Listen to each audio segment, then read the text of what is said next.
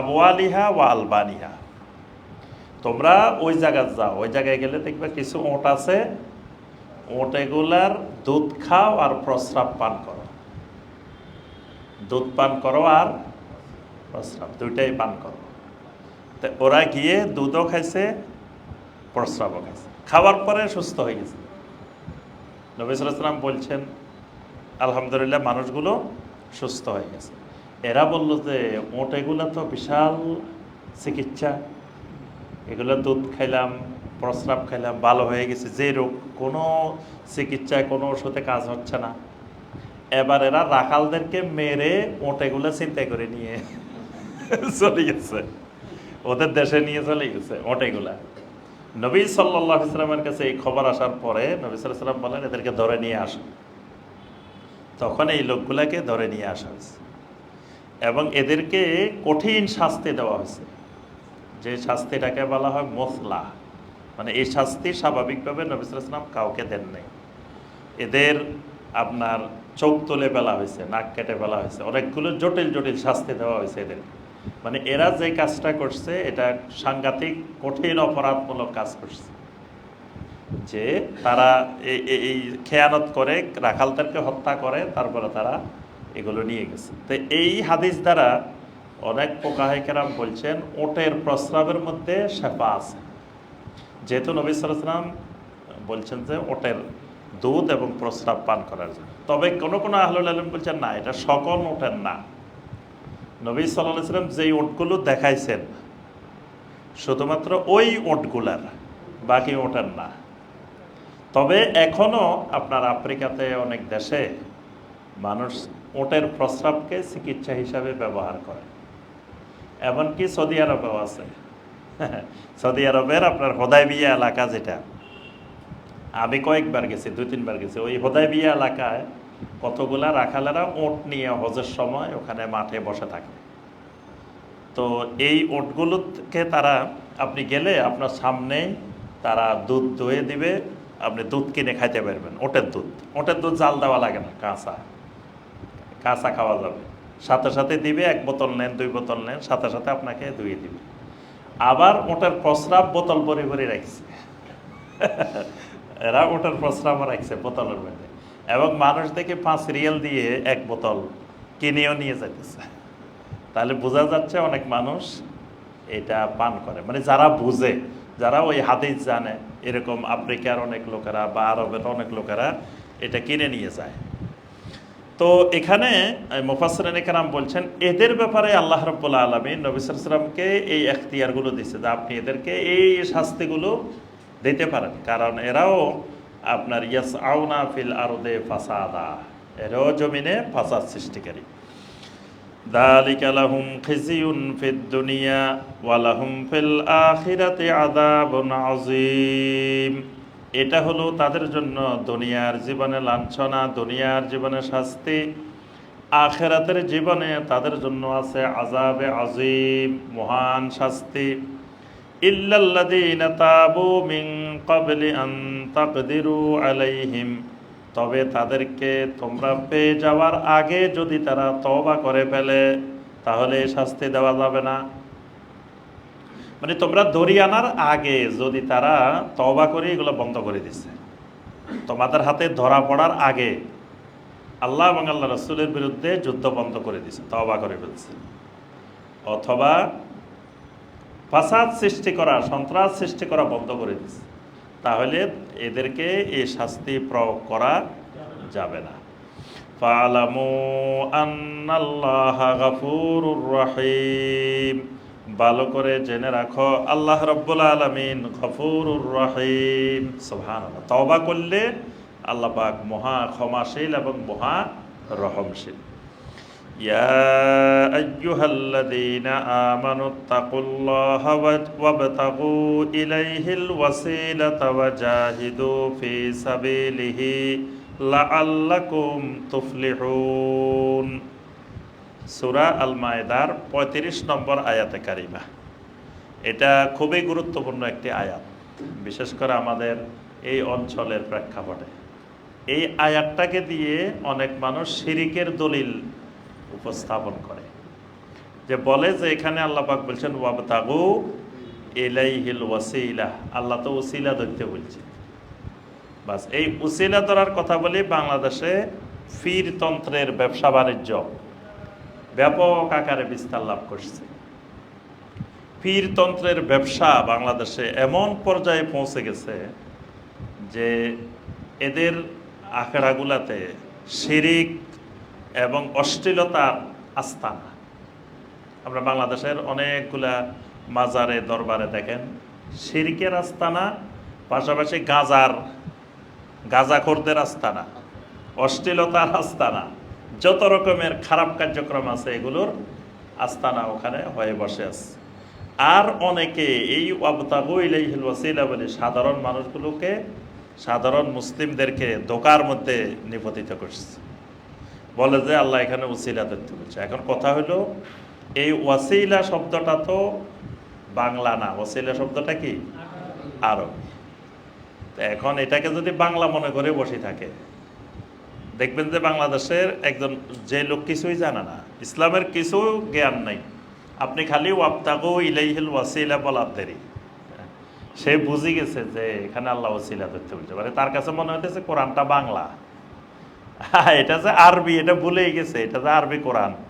এবং এই ওয়াসিলার অর্থ কি এটা যে ব্যাখ্যা করতে হবে সাহাবায়ে কেরাম, তাবেঈনে কেরাম, সেটাও সে ভুলে গেছে। ওয়াসিলা মানে আল কোরবা, ওয়াসিলার অর্থ হলো আল কোরবা। কোরবা মানে নিকটবর্তী হওয়া, কোরবা মানে নিকটবর্তী হওয়া। এখানে আল্লাহ রাব্বুল আলামিন 4টা জিনিসের কথা বলছেন। এই 4 জিনিস যার মধ্যে পাওয়া যাবে লাআল্লাকুম তুফলিহুন, সেই মানুষটা সফল, সেই মানুষটা মুফলিহিন, সে দুনিয়াও সফল আখিরাতেও সফল। 4টা জিনিস। 1 নম্বর জিনিস ইয়া আইয়ুহাল্লাযীনা আমানু, 1 নম্বর হলো ঈমান, বিশুদ্ধ ঈমান থাকতে হবে। ঈমান থাকলে মুফলিহুন, ঈমান না থাকলে খাসিরিন। এই কারণে সূরা আল আসরের মধ্যে আল্লাহ পাক বলেন ওয়াল আসর ইন্নাল ইনসানা লাফি খুসর ইল্লাল্লাযীনা আমানু, সমস্ত মানুষ ক্ষতিগ্রস্ততার মধ্যে আছে, খাসিরিন। 4টা জিনিস থাকলে আল্লাহ বলছে এরা খাসিরিন না, মুফলিহিন। তো এই 4 জিনিসের 1 নম্বরটা কি? ইল্লাল্লাযীনা আমানু, ঈমান থাকতে হবে। ঈমান থাকলে মুফলিহ। এখানেও আল্লাহ পাক বলেন ইয়া আইয়ুহাল্লাযীনা আমানু, 1 নম্বর হলো ঈমান। তবে খালি ঈমানটা হলেই হবে না, ঈমানটা হতে হবে কুফর মুক্ত ঈমান, শিরিক মুক্ত ঈমান, নেফাক মুক্ত ঈমান, বেদাত মুক্ত ঈমান, সেটার নাম বিশুদ্ধ ঈমান। ইত্তাকুল্লাহ, 2 নম্বর ইত্তাকুল্লাহ, তাকওয়া। 2 নম্বর সফলতার মাপকাঠি, চাবিকাঠি তাকওয়াল্লাহ। তাকওয়াটা কি জিনিস? তাকওয়া হলো সহজ কথায় যত ফরজ ইবাদত আছে এই ফরজ ইবাদতগুলো করা, যত হারাম কাজ আছে হারাম থেকে বিরত থাকা, এটার নাম তাকওয়া। মানে আপনি খালি এই এশার নামাজের 4 রাকাত ফরজ পড়ছেন, আপনি মুত্তাকি, সুন্নত পড়েন নাই, কিন্তু আপনার মধ্যে তাকওয়া আছে। তারপরে আপনি ফজরের খালি ফরজ 2 রাকাত পড়ছেন, মানে ফরজ ইবাদতগুলো করছেন আর হারাম থেকে বিরত থাকছেন, তাহলে আপনি তাকওয়ার আওতাভুক্ত হয়ে গেছেন। এখন শুধু তাকওয়াই সফলতার জন্য যথেষ্ট না। কেন তাকওয়া যথেষ্ট না? কারণ আপনি যে 4 রাকাত পড়ে বসে রয়েছেন, এই 4 রাকাত যদি না হয়, কোনো কারণে 4 রাকাত নামাজ হইল না আপনার, তাই এবার আমও গেছে, চালাও গেছে। এই কারণে নবী সাল্লাল্লাহু আলাইহি ওয়াসাল্লাম বলছেন কিয়ামতের ময়দানে যখন ফরজ ইবাদতের ঘাটতি দেখা দিবে, তখন আল্লাহ পাক বলবেন যে উনজুরু হাল্লি আবদি মিন তাতাওউইন, ভালো করে লক্ষ্য করো আমার এই বান্দার, আমার এই বান্দির কোনো নফল ইবাদত আছে কিনা। তাহলে ওই নফল ইবাদত দিয়ে আল্লাহ রাব্বুল আলামিন ফরজের ঘাটতি পূরণ করে দিবেন। এখন আপনি যদি 4 রাকাতের আগে মসজিদে আসে 2 রাকাত তাহিয়াতুল মসজিদ পড়ছেন, পরে দিয়ে আবার 2 রাকাত সুন্নত পড়ছেন, আবার 3 রাকাত বিতির পড়ছেন, তাহলে আপনার এটার মধ্যে ঘাটতি হলে 4 রাকাতে, এগুলো দিয়ে আল্লাহ সুবহানাহু ওয়া তাআলা পূরণ করে দিবেন। এই কারণে তাকওয়ার পরে আল্লাহ পাক আরেকটা জিনিস যোগ করছেন, সেটা হলো ওয়াবতাগু ইলাইহিল ওয়াসিলা। তোমরা ওয়াবতাগু ইলাইহিল ওয়াসিলা মানে ওয়াতলুবুল কুরবাতা ইলাইহি, ওয়াতলুবুল কুরবাতা ইলাইহি, তোমরা আল্লাহর নৈকট্য অনুসন্ধান করো। কি দিয়ে? বিমা ইউরদিহি মিনাল আমল, যে আমলে আল্লাহ রাব্বুল আলামিন সন্তুষ্ট হন, ওই আল্লাহর সন্তুষ্টির আমলগুলোর মাধ্যমে আল্লাহর নৈকট্য অনুসন্ধান করো। এটাই হলো ওয়াবতাগু ইলাইহিল ওয়াসিলা। অর্থাৎ এটাকে সহজভাবে বললে অর্থ হলো শুধু ফরজ ইবাদত করে বসে থাকবা না, পাশাপাশি নফল ইবাদত করবা। ওয়াবতাগু ইলাইহিল ওয়াসিলা মানে নফল ইবাদত। 5 ওয়াক্ত ফরজ সালাতের আগে পরে সুন্নত নফল ইবাদত করবা, এটা ওয়াবতাগু ইলাইহিল ওয়াসিলা। রমাদান মাসের ফরজ সিয়ামের পরে সারা বছর আর সিয়াম রাখবা না, এরকম না। সারা বছর প্রতি চান্দ্র মাসের 13, 14, 15, তারপরে সোমবার, বৃহস্পতিবার, তারপরে মাঝে মাঝে ফজিলতময় যেই দিনগুলো আছে এইগুলোতে সিয়াম পালন করা, এটা ওয়াবতাগু ইলাইহিল ওয়াসিলা। বছরে একবার যাকাত দিয়ে বসে থাকবা না, বছরে একবার যাকাত দেওয়া, এটা তাকওয়া আল্লাহ। এরপরে সারা বছর আল্লাহর রাস্তায় নফল দান সদাকা করা, এটা ওয়াবতাগু ইলাইহিল ওয়াসিলা। হজ্জে বাইতুল্লাহ ফরজ, হজ্জে বাইতুল্লাহ করাটা তাকওয়া আল্লাহ। আর হজ করে জীবনে বসে রয়েছে, আর কিছু করো না, টাকা পয়সা আছে তাও করে না, এরপরে বেশি বেশি উমরা করো, এটা হলো ওয়াবতাগু ইলাইহিল ওয়াসিলা। এইভাবে প্রত্যেকটি ইবাদতের সাথে মানে ফরজটা করার পরে বেশি বেশি সুন্নত নফল ইবাদত করা, এটা ওয়াবতাগু ইলাইহিল ওয়াসিলা। ওয়াজাহিদু ফি সাবিলিহি।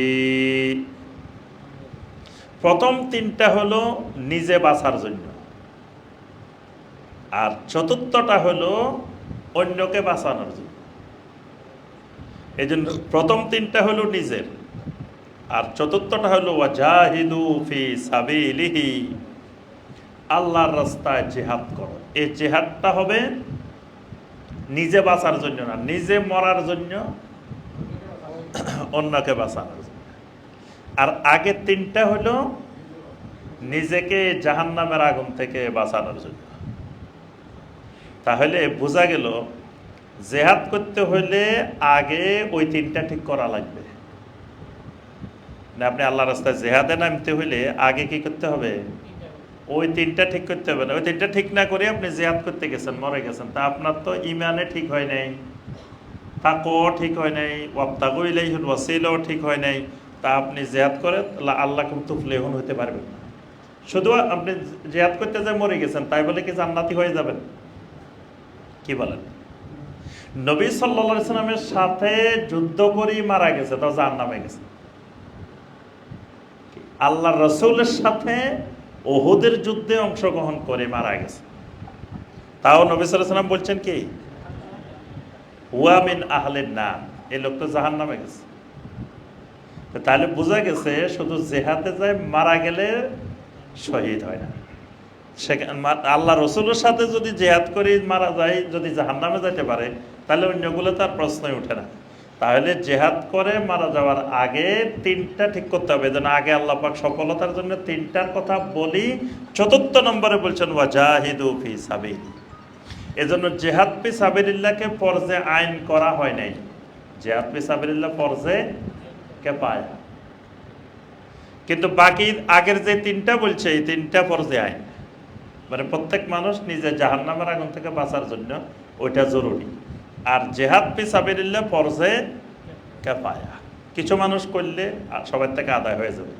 তবে যখন আপনার জিহাদ ফি সাবিলিল্লাহর আবার প্রকারভেদ আছে, একটা হলো জিহাদুত তলব আর একটা হলো জিহাদুত দেফা।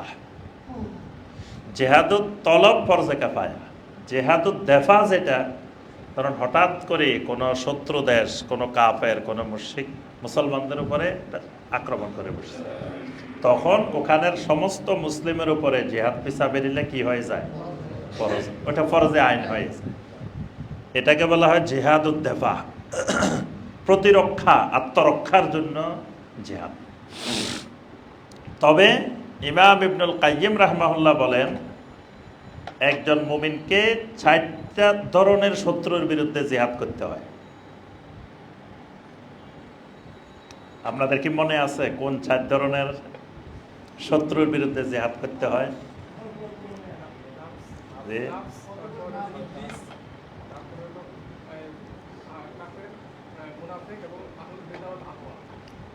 আলহামদুলিল্লাহ, আমাদের মাহিরের হয়েছে। আর কে বলতে পারবেন? ৪টা শত্রু। এই ৪ ধরনের শত্রুর বিরুদ্ধে জিহাদ করতে হবে। শত্রুগুলো ধারাবাহিকভাবে বলবেন। আজকে কি পুরস্কারের ব্যবস্থা? পুরস্কারের ব্যবস্থা চালু করতে হবে আবার। আর কেউ বলতে পারবেন না? বলেন, যে সাহস করে বলেন। জি, ১ নম্বরে নাফসের বিরুদ্ধে জিহাদ,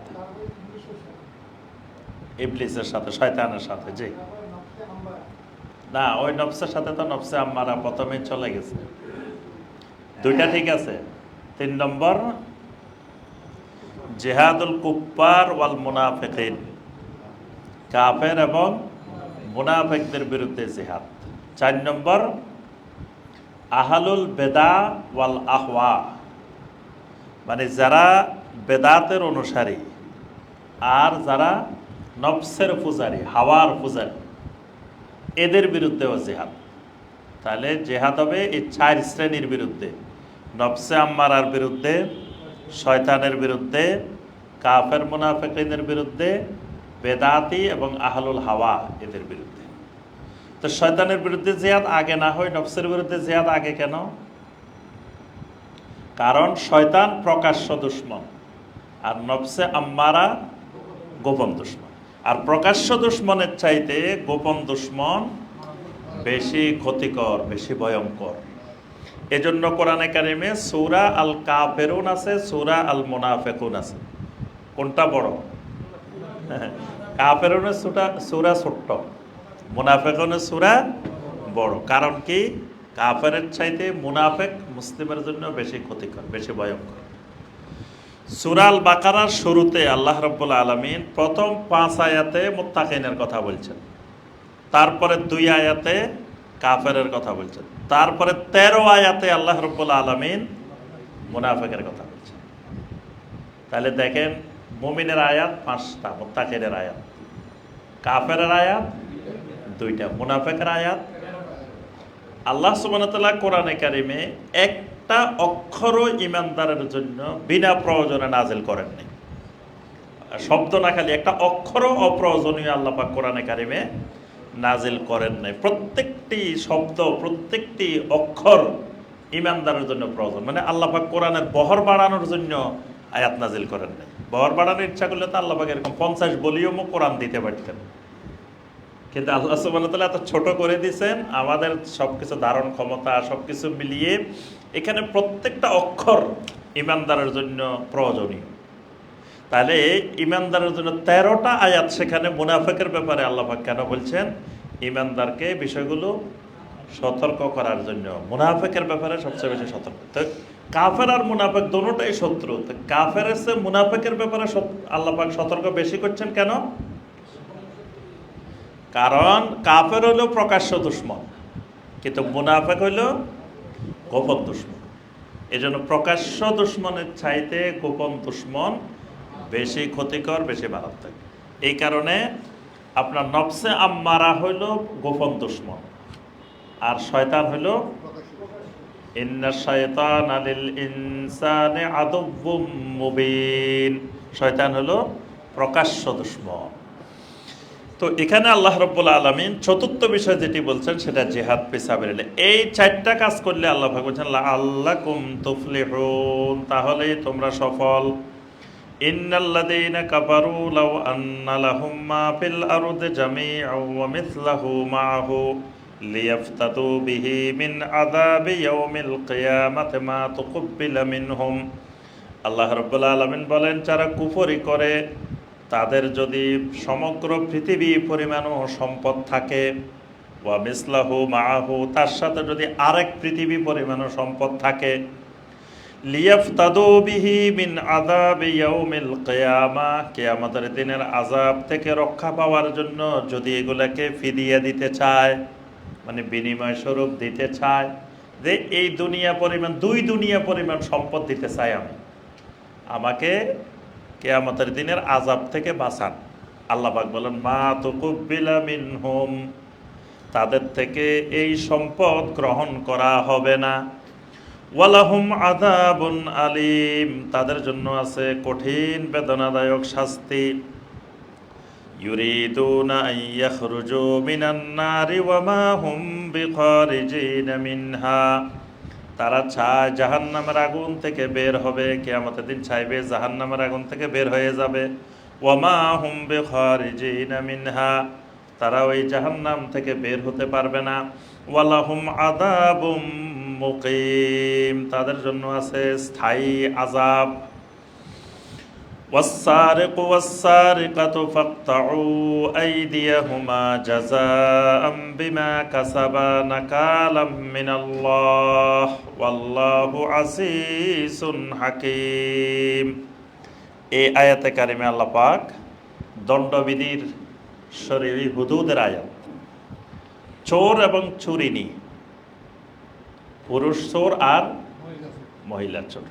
তাহলে বোঝা যায় চোর দুই রকমের হইতে পারে, পুরুষ চোরও হইতে পারে, মহিলা চোর হইতে পারে। আপনার স্বৈরাচার ফেসিবাদ পুরুষও হইতে পারে, মহিলাও হইতে পারে।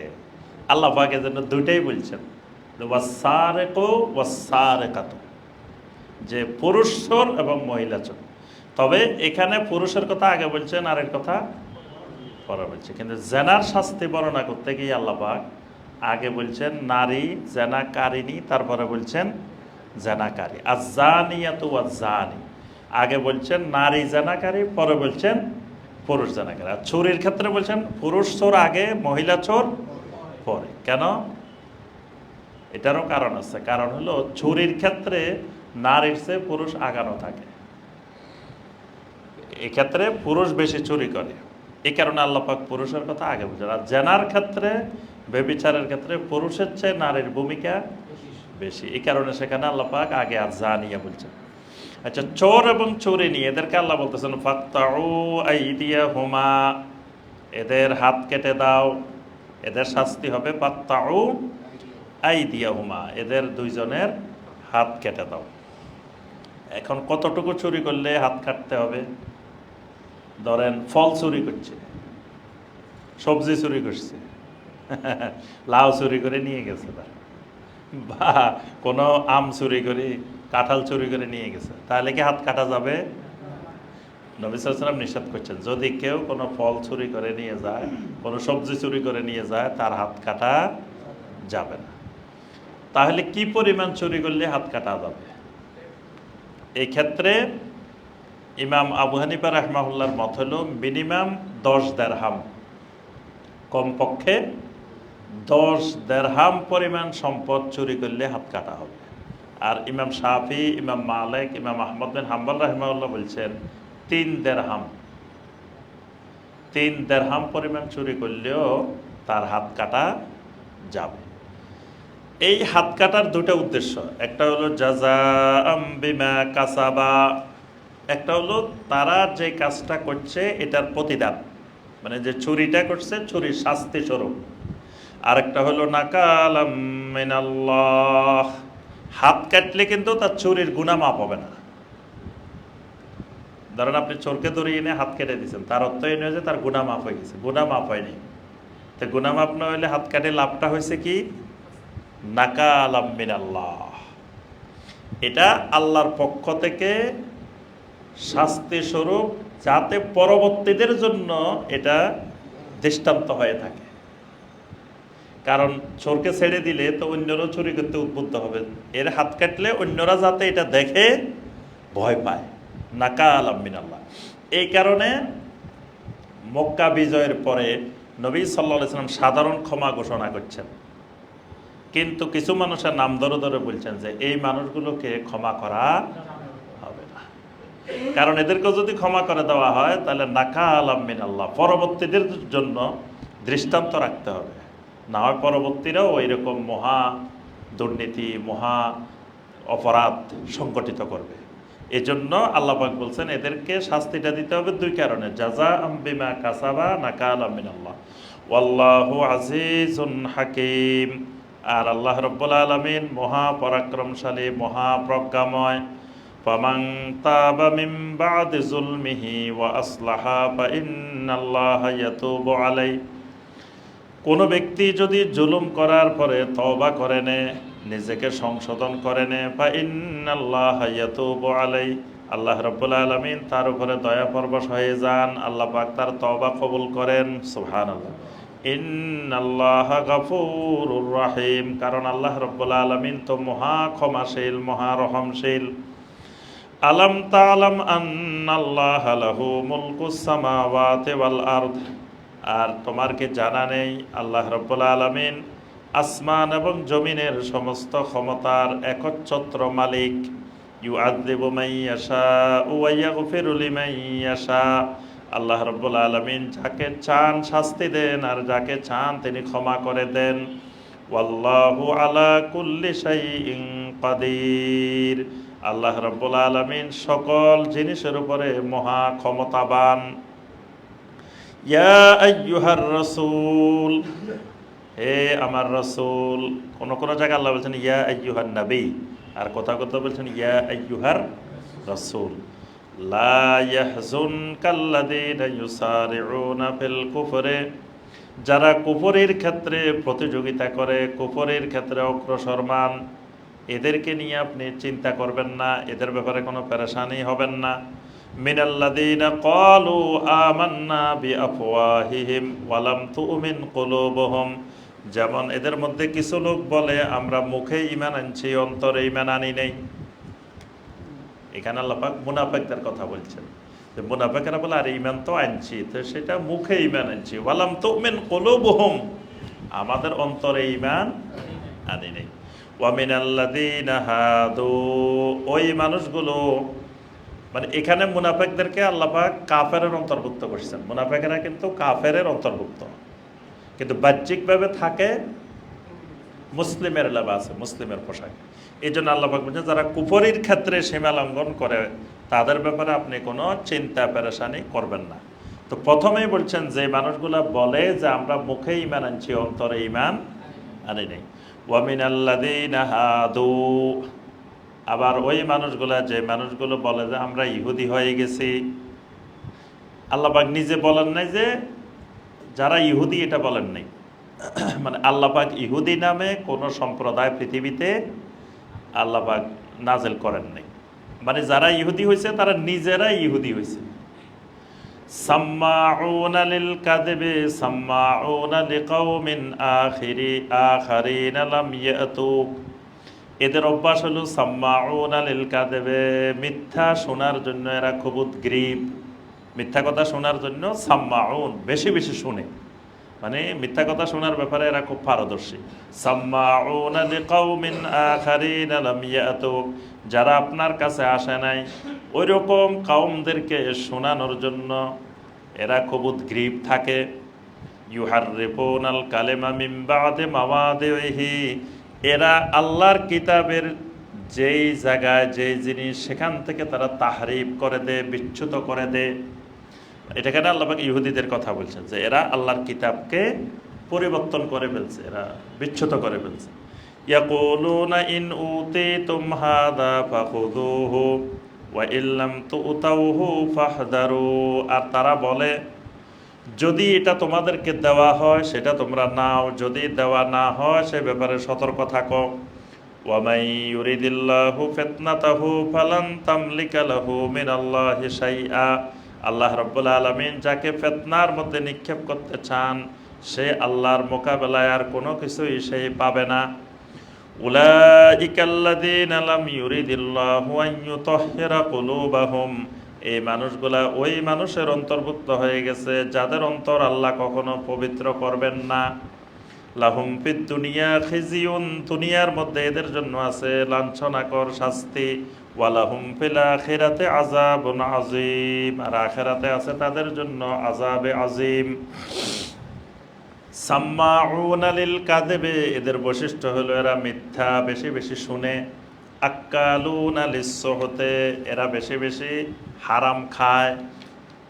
এদের একটা বৈশিষ্ট্য হয়েছে এরা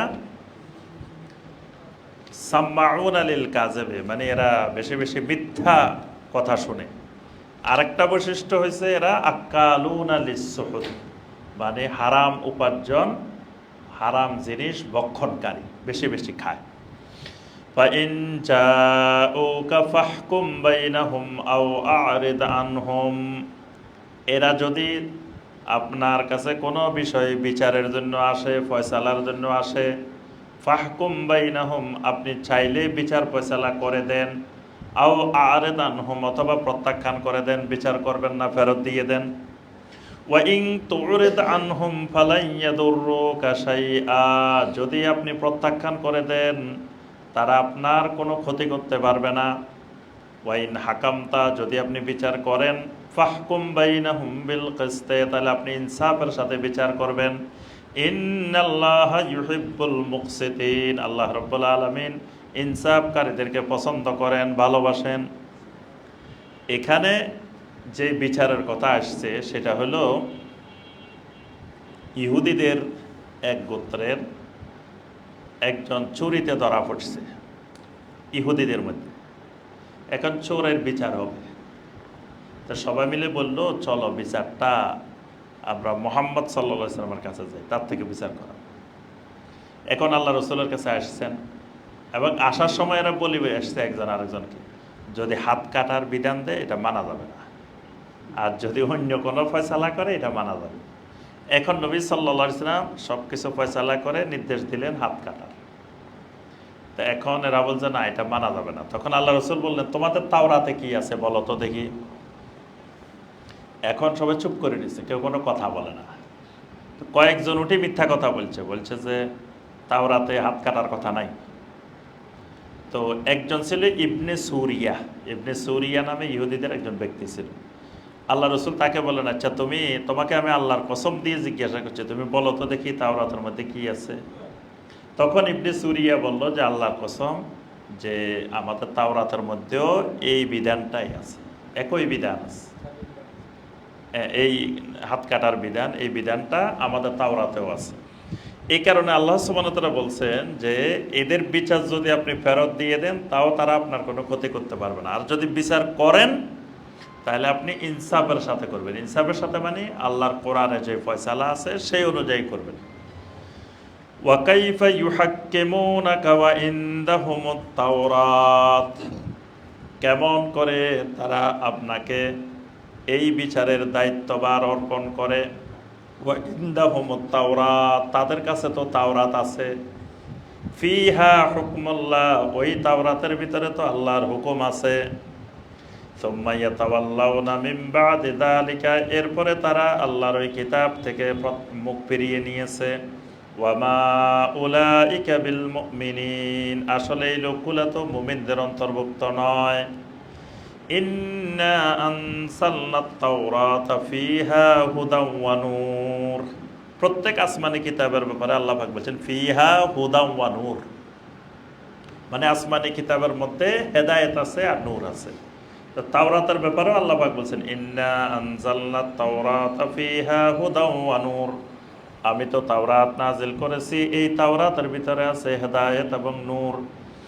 ইয়াহকুমু বিহান নাবিয়্যুনাল্লাযীনা আসলামু লিল্লাযীনা হাদু ওয়ার রাব্বানিয়্যুনা ওয়াল আহবারু বিমাস্তুহফিজু মিন কিতাবিল্লাহ ওয়া কানু আলাইহি শুহাদা। আল্লাহ রাব্বুল আলামিন বলেন ইতিপূর্বে যত নবী দুনিয়াতে এসেছেন, ইয়াহকুমু বিহা, তারা তো ওই তাওরাত দিয়ে বিচার ফয়সালা করেছে। আগেকার নবীরা তো সবাই তাওরাতের হুকুম আহকাম বিধিবিধান দিয়েই তারা বিচার আচার করছে। আল্লাযীনা আসলামু, যেই নবীরা মুসলিম ছিলেন। তাহলে বোঝা যায় নবীরা সবাই কি ছিলেন? মুসলিম ছিলেন। নবীরা কেউ ইহুদিও ছিলেন না, কেউ নাসারাও ছিলেন না, কেউ অন্য কিছুই ছিলেন না। সমস্ত নবীরাই লিল্লাযীনা আসলামু, তারা সকলেই ছিলেন মুসলিম। লিল্লাযীনা হাদু, তারা এই বিচার করতেন কাদেরকে? ইহুদিদের। ইহুদিদের বিচার ফয়সালা সব করতেন এই তাওরাত দিয়ে, আল্লাহর কিতাব দিয়ে। ওয়ার রব্বানিয়ুন, রব্বানি মানে তাদের বড় বড় আলেম, তাদের আলেমেরাও ফয়সালা করতেন কি দিয়ে? তাওরাত দিয়ে। ওয়াল আহবার, আহবার মানে ফকিহ, তাদের বড় বড় ফকিহ মুফতি যারা ছিলেন তারাও বিচার ফয়সালা করতেন তাওরাত দিয়ে। বিমাস্তুহফিজু মিন কিতাবিল্লাহ, কারণ তারা আল্লাহর কিতাবের হেফাজতের দায়িত্ব নিয়েছিল। ওয়াকানু আলাইহি শুহাদা, তারা আল্লাহর কিতাবের সাক্ষ্যদাতা ছিলেন। ফালা তাখশাবুন নাস ওয়াখশাউনি, অতএব তোমরা মানুষকে ভয় করিও না, ভয় করো একমাত্র আমাকে। ওয়ালা তাশতারু বিআয়াতি সামানান কলিলা, আমার আয়াতকে অল্প মূল্যের বিনিময়ে বিক্রি করে দিও না। ওয়ামান লাম ইয়াহকুম বিমা আনজালাল্লাহু ফাউলাইকা হুমুল কাফিরুন, যারা আল্লাহ যা নাজিল করেছেন, অবতীর্ণ করেছেন সেটা দিয়ে বিচার ফয়সালা করে না, ফাউলাইকা হুমুল কাফিরুন, তারা আসলেই কাফের। এখানে পরপর 3টা আয়াত পাবো আমরা। এখানে প্রথম 44 নম্বর আয়াত আল্লাহ পাক বলেছেন যারা আল্লাহর কিতাব দিয়ে বিচার ফয়সালা করে না তারা কাফের। ওয়া কাতাবনা আলাইহিম ফিহা আন্নান নাফসা বিন নাফসে, আমি তো ওই তাওরাতের ভিতরে নির্ধারণ করে দিয়েছিলাম আন্নান নাফসা বিন নাফসে, হত্যার পরিবর্তে হত্যা, কোনো মানুষকে হত্যা করা হলে তার শাস্তি হবে হত্যা। ওয়াল আইনা বিল আইনে, চোখের পরিবর্তে চোখ। ওয়াল আনফা বিল আনফে, নাকের পরিবর্তে নাক। ওয়াল উযুনা বিল উযুনে, কানের পরিবর্তে কান। ওয়াসসিন্না বিস সিন্নে, দাঁতের পরিবর্তে দাঁত। ওয়াল জুরুহা কিসাস, এবং আহত যত রকমের অবস্থা হবে তার কিসাস নির্ধারণ হবে। কিসাস মানে সমপরিমাণ প্রতিদান, মানে যার যেটা নষ্ট হয়েছে, দাঁত নষ্ট হয়েছে একটা, আরেকজনেরও দাঁত একটা ভাঙে ফেলতে হবে। সে যদি একজনের একটা দাঁত ভাঙে, এভাবে এই কিসাস ছিল সমস্ত কিতাবের, আসমানি কিতাবের বিধান। ফামান তাসাদ্দাকা বিহি ফাহুয়া কাফফারাতুল লাহু, কেউ যদি এটাকে সদাকা করে দেয় এটা তার জন্য কাফফারা স্বরূপ। সদাকা করে দেয় মানে একজনের দাঁত ভাঙিয়ে ফেলছে, সে বলল যে আমি ক্ষমা করে দিলাম, তার দাঁত ভাঙ্গা লাগবে না। ফাহুয়া কাফফারাতুল লাহু, এটা তার জন্য কাফফারা, মানে এটা তার জন্য গুনাহ মাফের, আল্লাহর কাছে মর্যাদা বৃদ্ধির বড় একটা মাধ্যম হবে। ওয়ামান লাম ইয়াহকুম বিমা আনজালাল্লাহু ফাউলাইকা হুমুজ জালিমুন, যারা আল্লাহর কিতাব অনুযায়ী বিচার ফয়সালা করে না এরা হলেন জালেম। এখানে বলছেন ফাউলাইকা হুমুজ জালিমুন, আগে বলছেন কাফেরুন, এখানে বলছেন জালিমুন। ওয়াকাফাইনা আলা আথারিহিম বিঈসা ইবনে মারইয়ামা মুসাদ্দিকাল লিমা বাইনা ইয়াদাইহি মিনাত তাওরাত, আমি তো নবীদেরকে পর্যায়ক্রমে একের পর এক পাঠিয়েছি। ঈসা ইবনে মারিয়াম, এমনকি সেই ধারাবাহিকতায় ঈসা ইবনে মারিয়ামকেও আমি কিতাব দিয়েছি। মুসাদ্দিকাল লিমা বাইনা ইয়াদাইহি মিনাত তাওরাত, ঈসা ইবনে মারিয়ামের কিতাবটা ছিল ওই তাওরাত কিতাবের সত্যায়নকারী। তাকে যে কিতাব দিছি এটা তাওরাতের বিপরীত কিতাব না, তাওরাতের মধ্যে যা যা ছিল এই কিতাবের মধ্যেও তা ছিল। ওয়া আতাইনাহুল ইনজিল, আমি ঈসা ইবনে মারিয়ামকে দিয়েছিলাম ইনজিল কিতাব। ফিহি হুদা ওয়া নূর, এই ইনজিলের ভিতরেও ছিল হেদায়েত এবং নূর। তাওরাতের মধ্যেও ছিল হেদায়েত এবং নূর, ইনজিলের ভিতরেও আছে হেদায়েত এবং নূর। ওয়া মুসাদ্দিকাল লিমা বাইনা ইয়াদাইহি মিনাত তাওরাত, এবং তাদের সামনে যে তাওরাত কিতাব সেই তাওরাত কিতাবের সত্যায়নকারী। ওয়া হুদাও ওয়া মাউইযাতাল লিল মুত্তাকিন, আর এটা ছিল হেদায়েতের কিতাব, মুত্তাকিনদের জন্য উপদেশের কিতাব। ওয়ালিয়াহকুম আহলুল ইনজিল বিমা আনসালাল্লাহু ফি, অতএব যারা আহলুল ইনজিল, ইনজিলওয়ালা জাতি, তারা যেন ইনজিল দিয়ে তাদের ভিতরে বিচার ফয়সালা করে। ওয়ামান লাম ইয়াহকুম বিমা আনজালাল্লাহু ফাউলাইকা হুমুল ফাসিকুন, যারা আল্লাহর কিতাব অনুযায়ী বিচার ফয়সালা করে না তারা ফাসিক। তাহলে 44 নম্বর আয়াতে বলছেন কাফের, 45 নম্বর আয়াতে বলছেন জালেম, 47 নম্বর আয়াতে বলছেন ফাসিক। ইবনে আব্বাস রাদিয়াল্লাহু তাআলা আনহুমা বলেন, যারা আল্লাহর কিতাব অনুযায়ী রাষ্ট্র পরিচালনা করে না, সমাজ পরিচালনা করে না, বিচার ফয়সালা করে না, তাদের ক্ষেত্রে আল্লাহ রাব্বুল আলামিন 3টা শব্দ প্রয়োগ করছেন, একটা কাফেরুন, একটা জালেমুন, একটা ফাসিক। তো এখন আল্লাহ পাক একটা শব্দ না বলে 3টা শব্দ কেন বললেন? সব গড়ে কাফের বলে দিতে পারতেন, বা গড়ে জালেম বলে দিতে পারতেন, বা গড়ে ফাসিক বলতে পারতেন। 3টা বলছেন এই জন্য, মানে যারা আল্লাহর কিতাব অনুযায়ী রাষ্ট্র সমাজ পরিচালনা করে না, বিচার ফয়সালা করে না, তাদের মধ্যে 3 ধরনের হতে পারে। এক ধরনের হলো সে আল্লাহর কিতাবের আইন কানুনগুলোকে বিশ্বাসই করে না, সে হাত কাটার কথা শুনলে বলে যে এটা বর্বর আইন, নাউজুবিল্লাহ, এটা অসভ্য আইন, এটা মধ্যযুগীয় আইন। মানে সে আল্লাহর কিতাবের বিধানগুলোকে পছন্দই করে না, বিশ্বাসই করে না, এবং এগুলা আজকের জমানায় কার্যকর এটাও সে বিশ্বাস করে না। এই কারণে সে আল্লাহর কোরআন দিয়ে ফয়সালা করে না। এদেরকে আল্লাহ বলছেন ফাউলাইকা হুমুল কাফের, এরা মুসলিম নাম ধারণ করলেও এরা কাফের। কারণ আল্লাহর কিতাবের একটা অক্ষর, একটা শব্দ অস্বীকার করলে সে কাফের।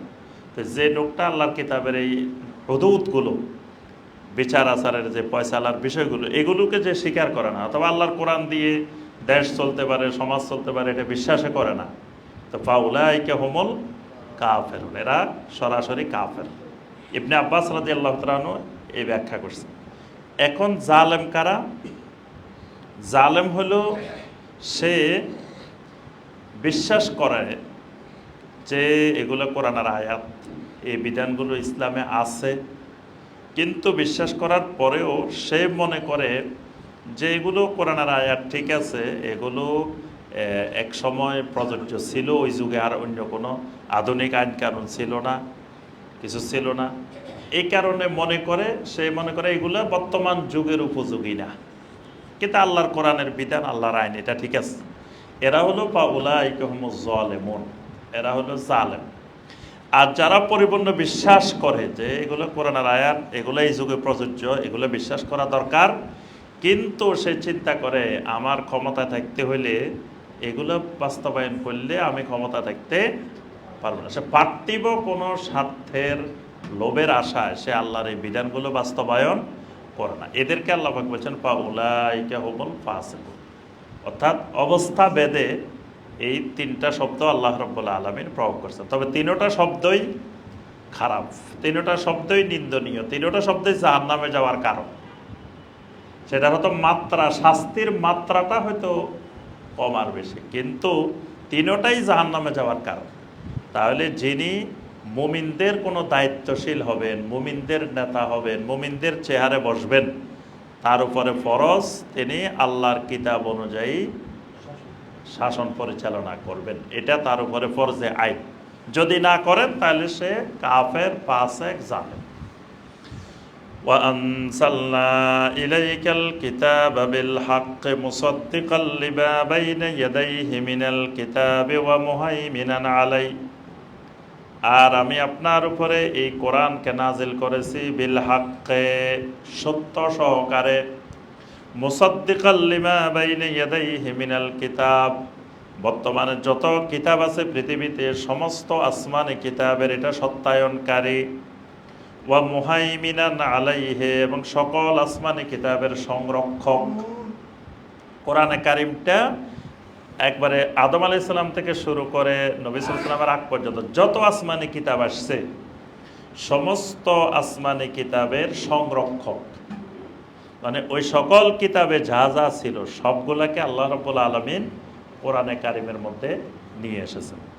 ফাহকুম বাইনাহুম বিমা আনজালাল্লাহ। অতএব হে নবী, এই কোরআনে আল্লাহ পাক যা নাজিল করছেন তা দিয়ে আপনি বিচার ফয়সালা করেন। ওয়ালা তাত্তাবি আহওয়াআহুম আম্মা জাআকা মিনাল হক। আপনার কাছে সত্য এসে যাওয়ার পরে আপনি তাদের কোনো কামনা বাসনার অনুসরণ করবেন না। মানে কোরআনের ফয়সালা না করে অন্য কিছু দিয়ে ফয়সালা করার নাম হলো ইত্তেবাউল হাওয়া। এই জন্য আল্লাহ পাক বলছেন ওয়ালা তাত্তাবি আহওয়াআহুম, মানে জনগণ কি চায় জনগণের চাওয়াকে আপনি অনুসরণ করবেন না। এজন্য ইসলামে এটা হারাম।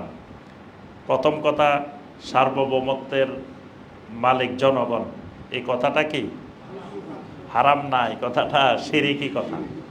কারণ সার্বভৌমত্বের মালিক একমাত্র আল্লাহ রাব্বুল আলামিন। আর অধিকাংশের রায়, জনগণ অধিকাংশ যেটা চায় সেটাই আইন, এটাও কুফরি এবং শিরকি কথা। এখানে আল্লাহ পাক সরাসরি বলছেন ওয়ালা তাত্তাবি আহওয়াহুম, জনগণ কি চায়, কি রায় দেয়, কি বলে, খবরদার এটার অনুসরণ করবেন না। তো কি অনুসরণ করবেন? ফাহকুম বাইনাহুম বিমা আনজাল, আল্লাহ কি বলছেন সেটার অনুসরণ করতে হবে। তাহলে জনগণের অধিকাংশ যদি চায় যে কোরআনের আইন বাস্তবায়ন হবে না, তাহলে এই কথা মানা যাবে না। কারণ জনগণ তো চাইবে, জনগণ যখন অধিকাংশ সমাজে যখন ফাসেক হয়ে যাবে, জনগণ চাইবে যে আল্লাহর কোরআন আসলে তো আমরা চুরি করতে পারবো না। কি কোরআনের বিধান চালু হলে চুরি করা যাবে? তাহলে চোরেরা কি কখনো চাইব যে কোরআনের বিধান চালু হোক? এটা চোর কখনো চাইবে না, ডাকাত কখনো চাইবে না, সন্ত্রাসী কখনো চাইবে না, তারপরে জেনাকার কখনো চাইবে না যে আল্লাহর কোরআনের ফয়সালা হোক। তারপরে আপনার যারা দুর্নীতিবাজ তারা চাইবে না, সুদখোর কখনো চাইবে না আল্লাহর কোরআন বাস্তবায়ন হোক। যারা বেপর্দা চলাফেরা করে ওই মহিলারা চাইবে না কখনো আল্লাহর কোরআন বাস্তবায়ন হোক, কারণ সে তখন বেপর্দা চলতে পারবে না। তাহলে জনগণ যখন অধিকাংশ দিন বিমুখ হয়ে যাবে, তখন ওই জনগণ চাইবে না যে সে আল্লাহর কোরআন বাস্তবায়ন হোক। এই কারণে আল্লাহ পাক বলেছেন ওয়ালা তাত্তাবি আহওয়াআহুম, খবরদার আপনি ওই তাদের কথা, তাদের মতামত আপনি অনুসরণ করবেন না। আম্মা জাআকা মিনাল হক, আপনার কাছে সত্য হক চলে আসার পরে। লিকুল্লিন জাআলনা মিনকুম শিরআতাম ওয়া মিনহাজা, আমি তো প্রত্যেক নবীকে শরীয়ত দিয়েছি, মেনহাজও দিয়েছি। মানে প্রত্যেক নবীকে আমি আল্লাহ শরীয়ত দান করেছি এবং মেনহাজ দান করেছি। শরীয়ত মানে শরীয় বিধিবিধান, মেনহাজ মানে ওই বিধিবিধান কিভাবে বাস্তবায়ন হবে ওই পদ্ধতিও আমি আল্লাহ ওই নবীকে শিখিয়ে দিয়েছি। ওয়ালাউ শাআল্লাহু লাজআলাকুম উম্মাতান ওয়াহিদা, যদি আল্লাহ রাব্বুল আলামিন চাইতেন সমস্ত মানুষকে এক উম্মত বানিয়ে দিতে পারতেন। ওয়ালাকিন লিয়াবলুয়াকুম ফীমা আতাকুম, কিন্তু আল্লাহ রাব্বুল আলামিন তোমাদেরকে যা কিছু দিয়েছেন তা দিয়ে পরীক্ষা করবেন। ফাস্তাবিকুল খায়রাত, অতএব তোমরা কল্যাণের দিকে দ্রুত অগ্রসর হও। যেদিকে তোমাদের কল্যাণ আছে সেদিকে ফাস্তাবিকু, দ্রুত তোমরা অগ্রসর হতে থাকো, প্রতিযোগিতা করতে থাকো। ইলাল্লাহি মারজিউকুম জামিআ, তোমাদের সবাইকে একমাত্র আল্লাহ রাব্বুল আলামিনের দিকেই প্রত্যাবর্তন করতে হবে। ফায়ুনাব্বিউকুম বিমা কুনতুম ফীহি তাখতালিফুন, যেই বিষয়ে তোমরা ইখতিলাফ করতে আল্লাহ রাব্বুল আলামিন তোমাদেরকে সেদিন ফয়সালা করে দিবেন। ওয়া আনিহকুম বাইনাহুম বিমা আনজালাল্লাহু, আর হে নবী আল্লাহ রাব্বুল আলামিন যা কিছু নাজিল করেছেন তা দিয়ে আপনি মানুষের উপরে বিচার ফয়সালা কার্যকর করুন।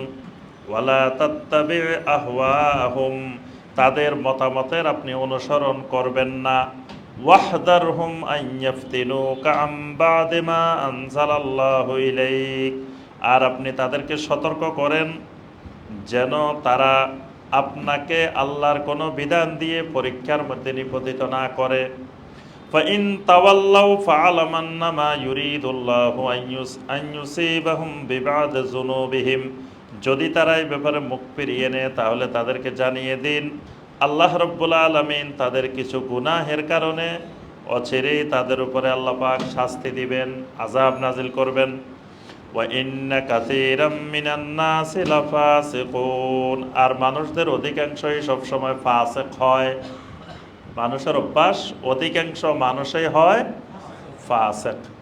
আফা হুকমাল জাহিলিয়াতি ইয়াবগুন, আর তারা কি জাহিলিয়াতের বিচার ফয়সালা কামনা করে?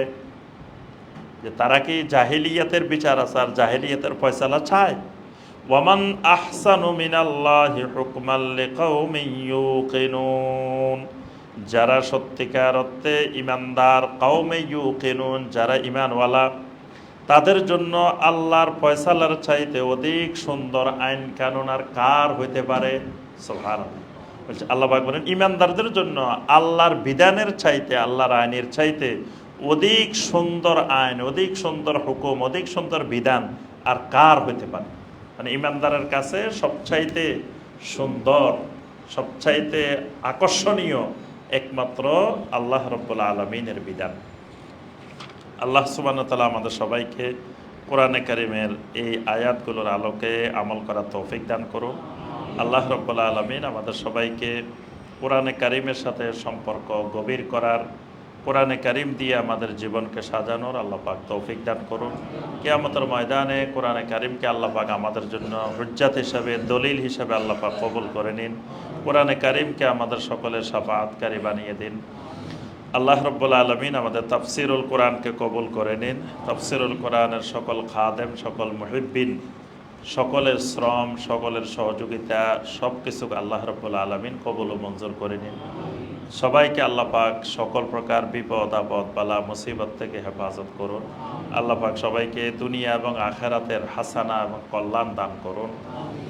সম্মানিত ভাই বোনেরা, আজকে আমাদের সূরা আল মায়েদার 50 নম্বর আয়াতে কারিমা পর্যন্ত তাফসির হয়েছে। আগামী তাফসিরে ইনশাআল্লাহ সূরা আল মায়েদার 51 নম্বর আয়াতে কারিমায় তাফসির হবে ইনশাআল্লাহ। সম্মানিত আমাদের দর্শক শ্রোতা, মুহিব্বিন ভাই ও বোনেরা, আলহামদুলিল্লাহ আমাদের তাফসিরুল কোরআনের মুহিব্বিন যারা দেশে প্রবাসে আছেন, সকলেই আমরা এই কিছুদিন আগে যেই হঠাৎ করে বন্যা পরিস্থিতি সৃষ্টি হয়েছিল ফেনী, নোয়াখালী, লক্ষ্মীপুর, কুমিল্লা এসব অঞ্চলে, আলহামদুলিল্লাহ আমরা ওই সকল বন্যার্ত অসহায় ভাই বোনদের পাশে দাঁড়ানোর জন্য আমরা আহ্বান করেছিলাম যে আমরা আমাদের এই তাফসিরুল কোরআন ফাউন্ডেশনের উদ্যোগে আমরা সেখানে আমাদের ভাই বোনদের কাছে কিছু হাদিয়া সামগ্রী নিয়ে আমরা যাব। তো আলহামদুলিল্লাহ আপনারা আমাদের কাছে কিছু সহযোগিতা পাঠিয়েছিলেন, সেই আলোকে আমরা দুইবার আলহামদুলিল্লাহ সেখানে গিয়েছি। প্রথম দফায় আমরা 500 প্যাকেট, পরের দফায়ও 500 প্যাকেট, এই গত 2 সপ্তাহে আমরা 1000 প্যাকেট হাদিয়া সামগ্রী নিয়ে আমরা আলহামদুলিল্লাহ ফেনীর বিভিন্ন উপজেলা এবং নোয়াখালীর কয়েকটি উপজেলায় আমরা আমাদের ক্ষুদ্র প্রচেষ্টায় যতটুকু সম্ভব ততটুকু আমরা পৌঁছিয়ে দেওয়ার চেষ্টা করেছি আলহামদুলিল্লাহ। তো বর্তমানে আমরা যে সিদ্ধান্ত নিয়েছি সেটি হলো আমাদের ওইসব এলাকায় যে সকল ভাই বোনেরা ব্যাপক আকারে ক্ষতিগ্রস্ত হয়েছেন, বিশেষ করে অনেকের বাড়িঘর নষ্ট হয়ে গেছে, আপনার ঘরবাড়ি সব ডুবে নষ্ট হয়ে গেছে, এখন আবার নতুন করে তাদের ঘরবাড়ি পুনর্নির্মাণ করতে হবে। অনেকের ঘরের খাট, জিনিসপত্র, আসবাবপত্র সব নষ্ট হয়ে গেছে। এভাবে এই পুনর্বাসনের কাজগুলো এখন বর্তমানে জরুরি বিষয়। তো এই পুনর্বাসনের কাজে আমরা তাদের পাশে আমাদের সামর্থ্যের আলোকে আমরা দাঁড়ানোর চেষ্টা করব ইনশাআল্লাহ। সেই আলোকে আমরা সিদ্ধান্ত নিয়েছি যে তাদের কারো টিনের দরকার হইতে পারে, তারপরে কারো টিউবওয়েল নষ্ট হয়ে গেছে, টিউবওয়েল বসানো লাগতে পারে, তারপরে কারো খাটটার বিভিন্ন সামগ্রী এগুলো নষ্ট হয়ে গেছে, এগুলো দরকার হতে পারে। বিভিন্ন জনের এক একজনের এক এক ধরনের প্রয়োজনীয়তা আছে। সেই আলোকে আমরা মোটামুটি 100 জনের মতো, 100টা পরিবারকে আমরা চেষ্টা করব তাদের পাশে দাঁড়ানোর জন্য, পুনর্বাসনের জন্য, তাদের পাশে দাঁড়ানোর জন্য। মোটামুটি ধরেন 20,000 টাকার মধ্যে এক এক পরিবারকে 20,000 টাকার মধ্যে আমরা টিন বা যাদের যেটা দরকার পুনর্বাসনের জন্য এরকম সামগ্রী নিয়ে আমরা চেষ্টা করব তাদের পাশে দাঁড়ানোর জন্য। তো আপনাদের কাছে অনুরোধ করব, দেশে প্রবাসে যারা যেখানে আছেন, যারা আমাদেরকে মহব্বত করেন, যারা চান আমাদের মাধ্যমে ওই ভাই বোনদের কাছে আপনাদের এই সহযোগিতার হাত বাড়াই দিবেন। তো আমাদের তাফসিরুল কোরআনের যে অ্যাকাউন্ট নম্বর বিকাশ যেটা দেওয়া আছে সেখানে আপনারা পাঠিয়ে দিবেন। এবং এটা বেশি দেরি না করে আজকে 7 তারিখ, আগামী 15 তারিখের মধ্যে, আগামী এক সপ্তাহ অর্থাৎ 15 তারিখের মধ্যেই পাঠানোর চেষ্টা করবেন ইনশাআল্লাহ, যাতে আমরা এই মাসের মধ্যেই আমরা ওই দুর্গত এলাকাগুলোতে গিয়ে আমরা একবার সরেজমিনে যেই ঘরগুলো নষ্ট হয়েছে, যেখানে যাদের পুনর্বাসন দরকার, সেখানে যেন আমরা তাদের কাছে পৌঁছায় দিতে পারি। এবং এই ব্যাপারে আপনাদের সকলের দোয়া এবং সহযোগিতা আমরা কামনা করি। আল্লাহ পাক আমাদের সবাইকে তৌফিক দান করুন। আমিন ইয়া রাব্বাল আলামিন। সুবহানাকা আল্লাহুম্মা বিহামদিকা আশহাদু আল্লা ইলাহা ইল্লা আনতা আস্তাগফিরুকা ওয়া আতুবু ইলাইক। কিছু বলেন? জরুরি হলে বলেন। যে জি জি জি এই আয়াত আলহামদুলিল্লাহ আমরা এর আগেও এটার ব্যাখ্যা করেছি। এখানে কথা হলো ওয়ালা তাশতারু বি আয়াতি সামানান কলিলা। এই আয়াতটা আল্লাহ পাক কোরআনে কারিমে কয়েক জায়গায় বলছেন যে তোমরা স্বল্প মূল্যের বিনিময়ে আমার আয়াতকে বিক্রি করিও না। এখানে সামানান কলিলা মানে দুনিয়ার যে সামগ্রীগুলো, এগুলোর নাম সামানান কলিলা। মানে দুনিয়ার টাকা পয়সা, পদ পদবী, তারপরে আপনার সম্মান, শক্তি, সামর্থ্য, এই দুনিয়াবি যা জিনিস আছে এগুলাকে আল্লাহ বলছেন সামানান কলিলা, এগুলো সামান্য সামান্য মূল্য। তো আল্লাহর কোনো আয়াতকে বা আল্লাহর কোনো বিধানকে, আল্লাহর কোনো হুকুমকে এই দুনিয়ার কোনো স্বার্থের বিনিময়, যে হয়তো কোনো টাকা পয়সার বিনিময় অথবা কোনো পদ পদবীর বিনিময়ে, যে আল্লাহর কোরআনের কথাটা কইলাম না, কইলে আমার পদ নষ্ট হয়ে যাবে, চেয়ার চলে যেতে পারে, পদ চলে যেতে পারে, আমি এই পদে নাও থাকতে পারি, আমার চাকরি চলে যেতে পারে, তারপরে বা কোনো জায়গা থেকে টাকা পয়সার প্রলোভন, এই কারণে আল্লাহর আয়াতকে গোপন করা, আল্লাহর আয়াতকে বিকৃত ব্যাখ্যা দেওয়া, অথবা আমার টাকা পয়সা ইনকামের জন্য, যে আমি বিশাল আকারে এখানে টাকা পয়সা ইনকামের জন্য আল্লাহর আয়াতের বিকৃত ব্যাখ্যা দিলাম। যেমন মানুষকে বললাম যে খবরদার, আমরা কিন্তু জাহাজ নিয়ে বসে থাকবো কিয়ামতের ময়দানে, আমরা এখানে টিকিট বিক্রি করতেছি, আসেন খালি আমাদের পাগড়ি ধরেন আর টিকিট নেন। তো তাহলে এটা মানুষকে আমরা অপব্যাখ্যা দিলাম না আল্লাহ কিতাবের? উদ্দেশ্যটা কি? যে জনগণ, কোটি কোটি জনগণকে আমাদের সাথে সম্পৃক্ত করে দুনিয়াবি কিছু ফায়দা অর্জন করা, এরকম। মানে এটার ব্যাখ্যা অনেক বিশাল। দুনিয়াবি কোনো স্বার্থ, মূল কথা ওই স্বার্থের বিনিময়ে যেন আল্লাহর আয়াতের বিকৃত ব্যাখ্যা বা আল্লাহর আয়াতকে গোপন করা, আল্লাহর কোনো হুকুমকে গোপন করা, এটাকে আল্লাহ রাব্বুল আলামিন এই আয়াত দিয়ে নিষেধ করেছেন। আল্লাহ পাক আমাদেরকে কোরআনে কারিমকে যথার্থভাবে অনুধাবন করার, বোঝার তৌফিক দান করুন। আমিন ইয়া রাব্বাল আলামিন। আসসালাম।